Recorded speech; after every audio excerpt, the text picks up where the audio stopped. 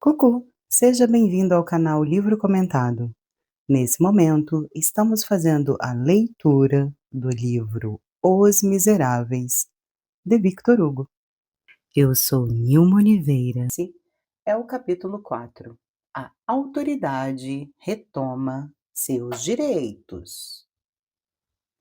A Fantine não voltou a ver Javert depois do dia que o prefeito a arrancou das mãos desse homem. Seu cérebro doente não se deu conta de nada e ela teve certeza que ele veio a buscar. Ela não podia suportar essa visão terrível. Então ela escondeu o rosto com as mãos e gritou com angústia: Monsieur Madeleine, salve-me! Jean Valjean, a partir de agora o chamaremos por seu nome, levantou-se. Ele disse a Fantine com a sua voz mais doce e mais calma: Fica tranquila, ele não vem por sua causa. Depois ele olha Javert e diz: Eu sei o que você quer. E Javert responde: Vamos rápido. Houve uma inflexão entre essas duas palavras que nenhum ortografista poderia dizer como foi pronunciado. Era como um rugido humano. Ele não fez nada como de costume.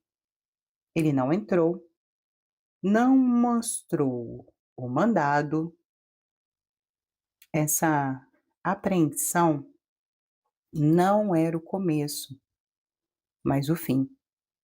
Javert já perseguia Madeleine há 5 anos.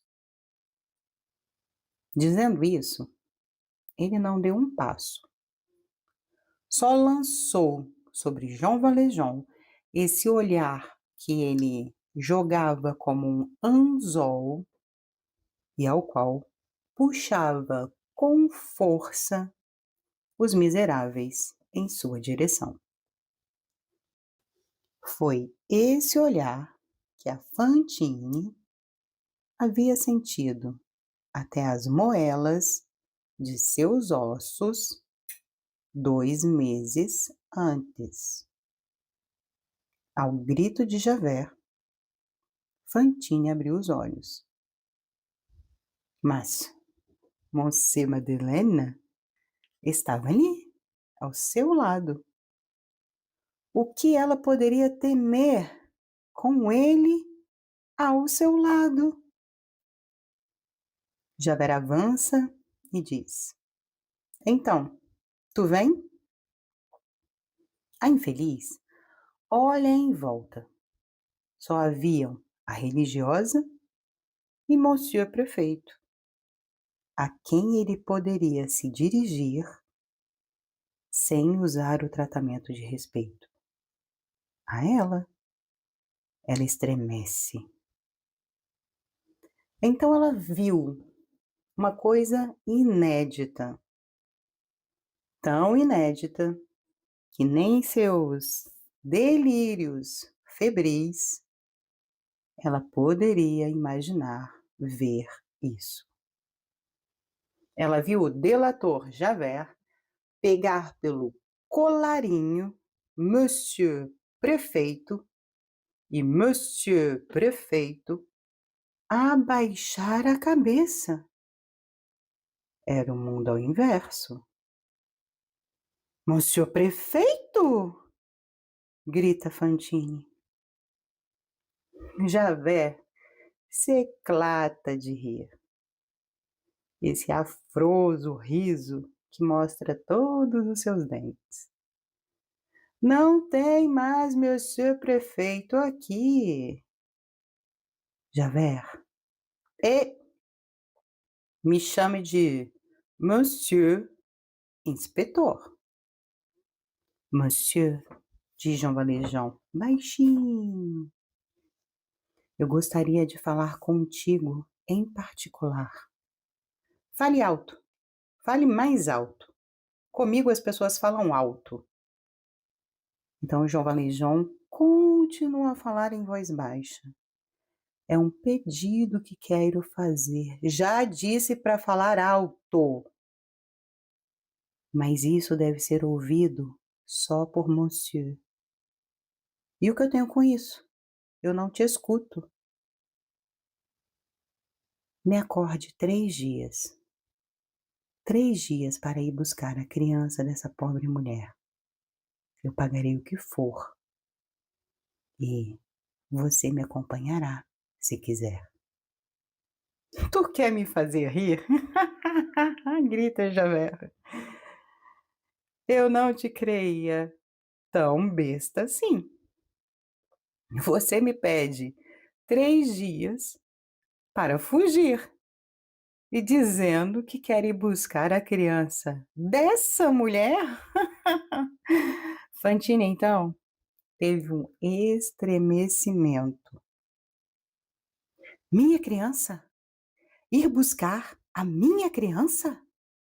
Ela não está aqui? Minha irmã, responda. Minha irmã, responda. Onde está Cosette? Eu quero minha criança! Monsieur Madeleine, prefeito! Javert bate o pé. Voilà, a outra, a presente. Tu vai se calar agora, engraçadinha.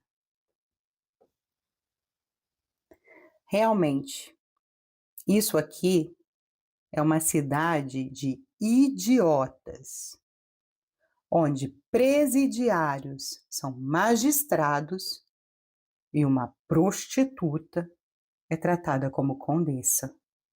Ah, mas isso vai mudar. Já era tempo. E ele olha fixamente Fantine. Já te disse que não tem prefeito nenhum aqui. Nem Monsieur Madeleine nenhum aqui. Tem um ladrão, um bandido, um prisioneiro chamado João Valjean. Fantine então senta na cama de um sobressalto. Apoiado por seus braços magros, ela olha João Valjean, depois ela olha Javert e ela olha a religiosa. Ela abre a boca para falar e um barulho estranho sai do fundo de sua garganta. Então seus dentes começam a bater um contra o outro. Ela estende os braços com angústia, abrindo convulsivamente as mãos e fechando, como se quisesse segurar algo, buscando algo em volta, como alguém que está se afogando. Depois ela cai subitamente para trás. Sua cabeça bate na cabeceira da cama e cai sobre o seu peito. A boca aberta, os olhos grandes estatalados e apagados. Ela estava morta. João Valjean, então, abre a mão de Javert, que segurava o seu colarinho, como alguém que abre a mão de uma criança, e diz: Você matou essa mulher. Vamos acabar com isso, disse Javert furioso. Eu não vim aqui ouvir baboseiras. Economize isso. Os guardas estão lá fora. Vamos por bem ou vamos por mal? Então, João Valjean foi até um leito velho que estava num canto e arrancou com suas mãos a barra de ferro da cabeceira e veio para cima de Javert. E Javert recuou, ficou com medo de cantar para subir. Então, ele disse a Javert: É melhor que você não me incomode nesse momento. Ele aproximou-se então do leito de Fantine. Javert até pensou em chamar a guarda, mas ficou com medo dele fugir enquanto isso. Então ele pega a sua bengala, se adoça junto da porta, sem tirar os olhos de João Valjean, como um tigre que observa sua presa. Este pousa o seu cotovelo na cabeceira da cama, apoia a sua testa na mão e observa Fantine durante um momento. Depois ele abaixa e ele diz algo em seu ouvido. O que ele disse? Que poderia dizer esse homem que foi reprovado por essa mulher morta? Ninguém ouviu. Poderia a morte ter escutado? Existem ilusões tocantes que são talvez realidades sublimes. O que não há dúvidas é que a irmã Simplice, única testemunha de tudo isso, ao contar o ocorrido, disse que no momento que João Valjean falou ao ouvido de Fantine, ela viu um sorriso inefável em seu rosto. Então ele pega a cabeça da Fantine, ajeita no travesseiro, recoloca os seus cabelinhos dentro da touca, amarra o cordão da sua camisa e só depois ele fecha os seus olhos. A face de Fantine parecia iluminada. A mão de Fantine caía do leito. Ele então se ajoelha, beija essa mão e aguarda na cama. Depois ele olha para Javert e diz: agora sou todo vosso. E esse é o final do capítulo 4. E na sequência, tá, tá, tá, tá, passamos ao capítulo 5 e último, e fechamos assim a primeira parte do livro Os Miseráveis, Fantine. Ah, pode se sentir orgulhoso de você. Capítulo 5. Tumba adequada. Javert depositou Jean Valjean em uma cela na prisão da cidade. A prisão de Monsieur Madeleine provocou a Montreuil-sur-Mer uma comoção extraordinária. Ah, as boas almas. Mas, com tristeza, não dissimularei o fato que a simples informação era um prisioneiro fez com que todos o abandonassem. Em menos de 2 horas, todo o bem, todo o benefício, tudo que ele fez para ajudar foi esquecido. E ele já não era outra coisa que um prisioneiro. Serei justa em dizer que ninguém conhecia ainda os detalhes crocantes dos fatos ocorridos a Arras. E durante todo o dia, por toda a cidade, em polvorosa, as boas almas tiveram conversas assim. Você não sabia? Era um prisioneiro liberado. Quem?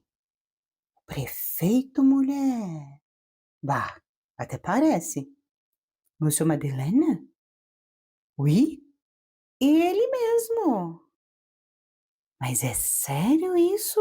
Não estava sabendo de nada? Ele nem se chama Madeleine. Tem um outro nome lá feio pra caramba. Você tá Bejan, Bojan, Jajan. Ai, meu Deus! Que perigo! E ele foi preso. Preso? Preso? Preso? Sim, preso na prisão da cidade. E tá esperando ser transferido. Mas transferido para onde, gente? Para que lugar? Ixi, ele vai passar diante da corte dos Assizes pelo roubo de grande caminho que cometeu há anos atrás. Ixi, há anos está sendo procurado. Eita, que eu sempre desconfiei. Ah, muito bom, muito perfeito, muito cristalizado. Recusava a cruz, mas dava esmolas a todos os pequenos savoiar que encontrava.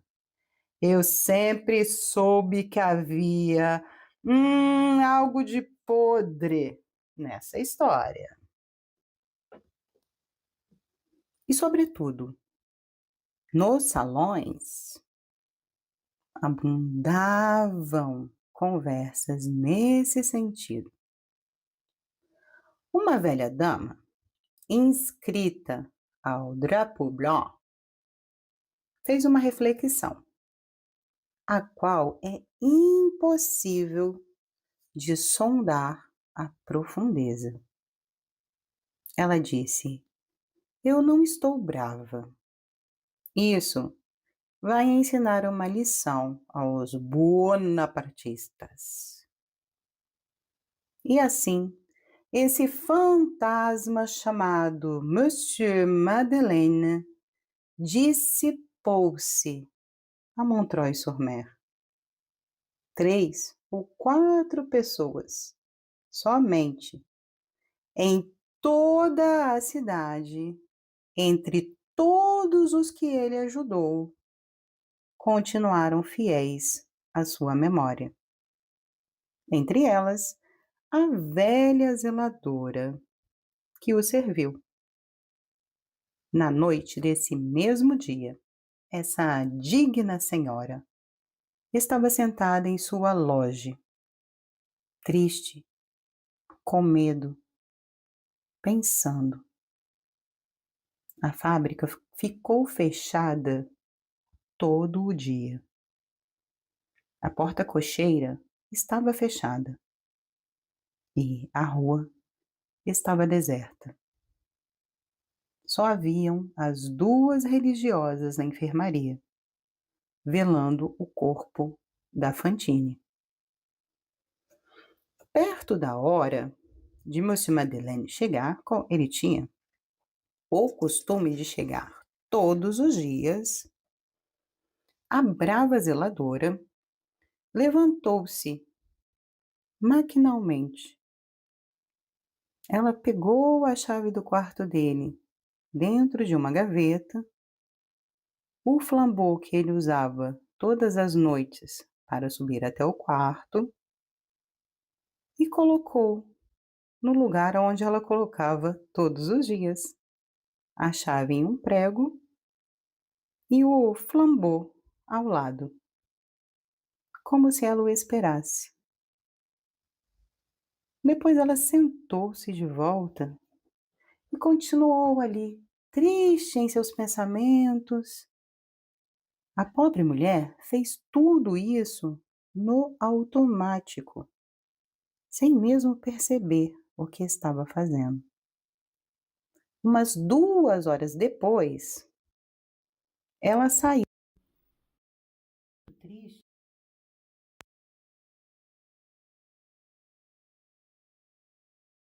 Bom Deus, eu coloquei a chave no prego. E nesse momento, a janela do loja abre, uma mão passa pela abertura, pega a chave e o flambou. A zeladora, vendo quem era, fica de boca aberta. Ela conhecia essa mão, ela conhecia esse braço e ela também conhecia essa manga de sobretudo. Era Monsieur Madeleine. Ela demora alguns segundos antes de poder falar. Pega, como ela mesma contou mais tarde, ao contar sua aventura. Meu Deus, Monsieur Prefeito, eu achei que você estivesse. E ela parou a frase com medo de faltar ao respeito. E ele termina seu pensamento. Na prisão. Eu estava, mas eu quebrei uma barra de ferro e escorreguei pelo telhado até o chão. E me assim. Eu subo ao meu quarto. Busque a irmã Simplícia. Ela deve estar ao lado do corpo dessa pobre mulher. A senhora obedeceu com pressa. Ele nem precisou fazer nenhuma recomendação. Ela o protegeria melhor do que ele mesmo. Nunca soubemos como ele conseguiu entrar no pátio sem abrir a porta cocheira. É verdade, ele tinha uma chave abre-tudo, que também abria uma pequena porta lateral. Mas eles devem ter a encontrado quando o revistaram. Esse ponto nunca foi esclarecido.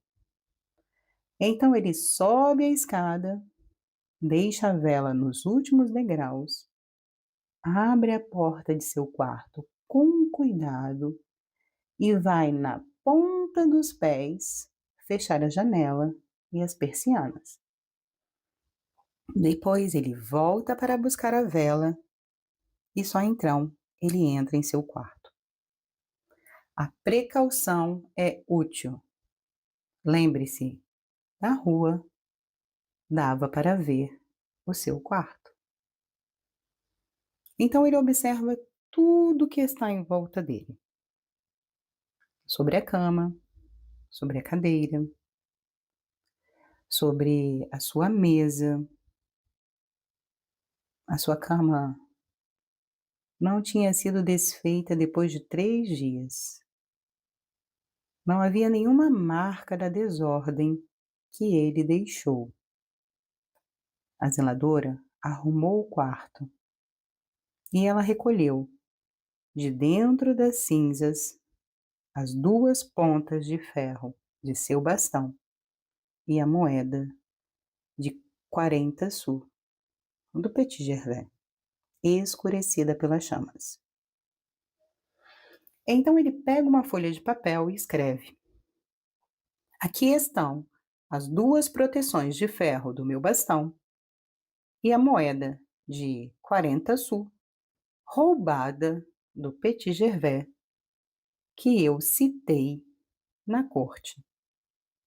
Ele coloca a folha e as coisas de forma que sejam vistos primeiro por quem entrar no quarto.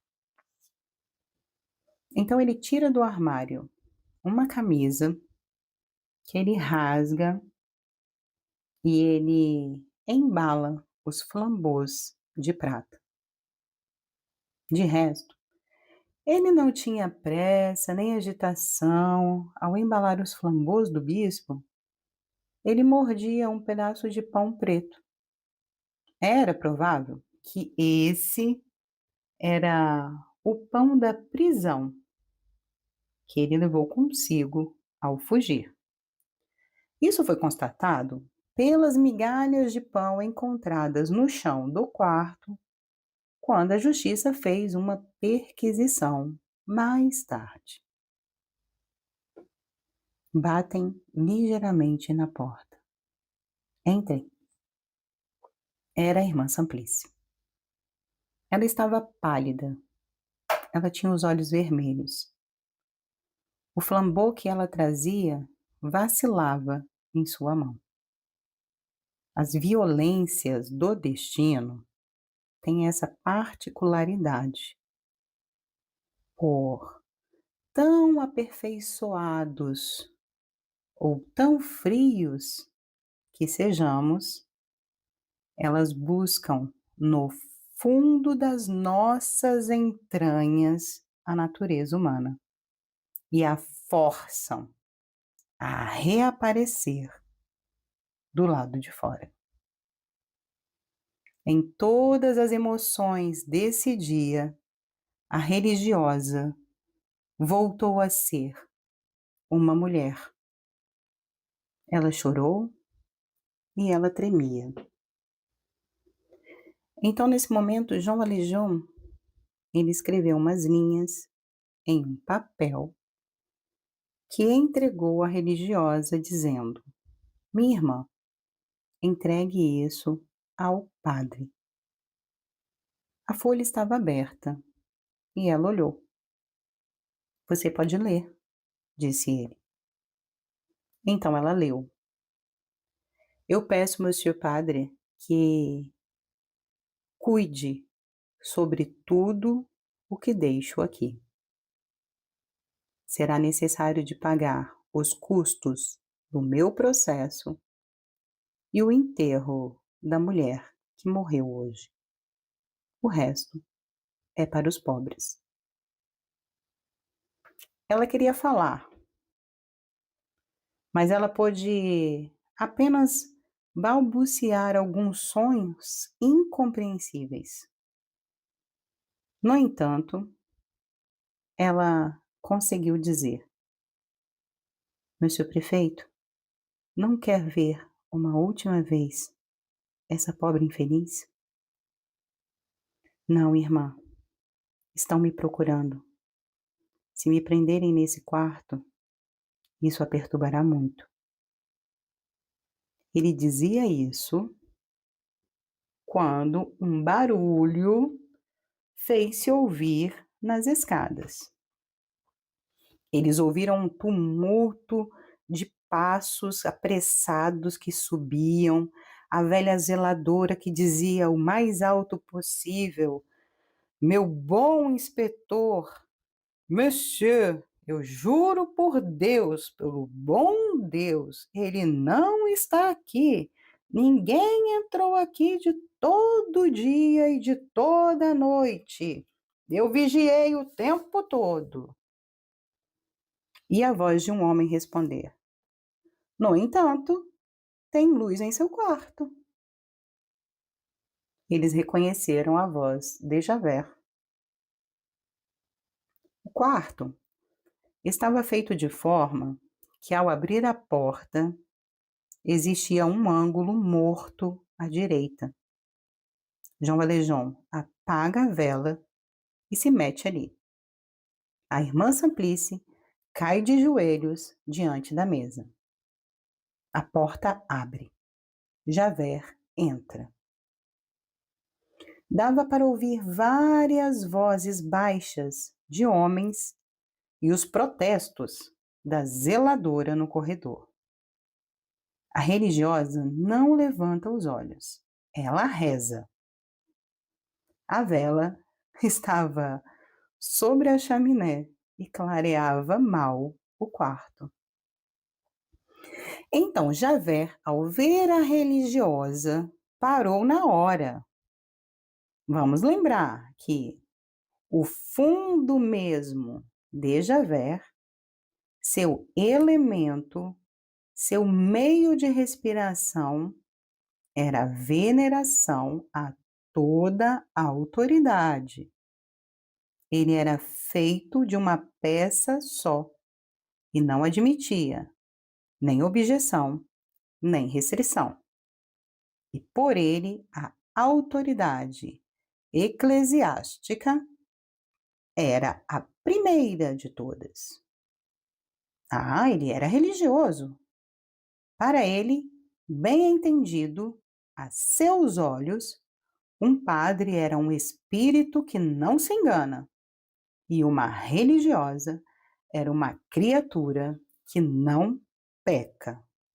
São almas cercadas, muradas nesse mundo, com uma porta só, que se abre para deixar sair a verdade. Então, quando ele viu a irmã, seu primeiro movimento foi de retirar-se, mas ele tinha um dever que o segurava e que o empurrou imperiosamente em senso inverso. Ele ficou e arriscou, ao menos, uma pergunta. Era a irmã Simplícia, que nunca mentiu em toda a sua vida. Javert sabia e a venerava particularmente por isso. Minha irmã, perguntou ele, está só nesse quarto? A irmã Simplícia levanta os olhos e responde, sim. Desculpe insistir, irmã, é meu dever. Mas não viu ninguém hoje? Uma pessoa, um homem? Esse homem que fugiu, nós o procuramos. Esse João Valjean. Não o viu, irmã? Não. Ela mentiu. E mentiu 2 vezes seguidas, golpe por golpe, sem hesitar, rapidamente, como quem se dedica a isso. Perdão, disse Javert, fazendo uma reverência profunda ao sair. Ó, Santa Filha, você já não é desse mundo há muitos anos. Você já encontrou na luz suas irmãs, as virgens, e seus irmãos, os anjos.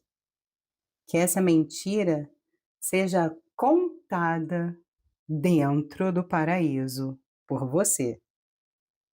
A afirmação da irmã era algo tão importante para Javert que foi decisivo. Ele nem reparou na singularidade dessa vela que acabavam de soprar e que ainda soltava fumaça sobre a mesa.